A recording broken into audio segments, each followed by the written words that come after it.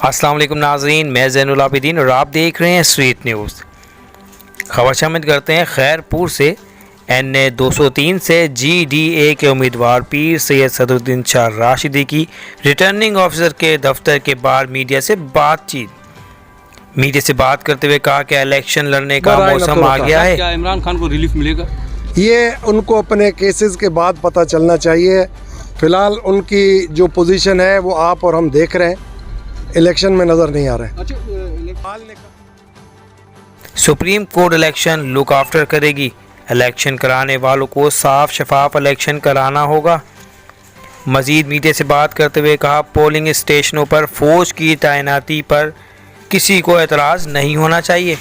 पीर Syed Sadruddin Shah Rashidi media से बात करते हुए मजीद कहा, पाकिस्तान पीपल्स पार्टी ने 15 साल सिंध में तबाही की, कोई काम नहीं हुआ, तमाम पैसे पीपल्स पार्टी वालों के घरों में हैं। इस चीज़ पे इस वक्त कोई किसी किस्म का अपना बयान नहीं देना चाहता, क्योंकि एक दफ़ा क्लियर हो जाए, स्क्रूटनी से बहाल हो जाए, फॉर्म्स लिस्ट लग जाए, फिर पता चलेगा कि टिकटों किसको मिलती हैं। बाकी इलेक्शन लड़ने के लिए मौसम आ गया है।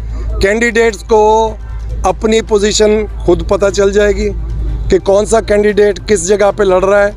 अवाम का एक सोच आपको भी पता है कि 15 साल से जो हाल किया है सिंध में, ख़ास तौर पे तबाही की हुई है, एक रुपया लगाने के लिए तैयार नहीं है। फाइल में हर चीज़ दिखा रहे हैं कि बन चुकी है, मगर वहाँ पैसे इनके अपने अपने घरों में बन गए। Thank you sir.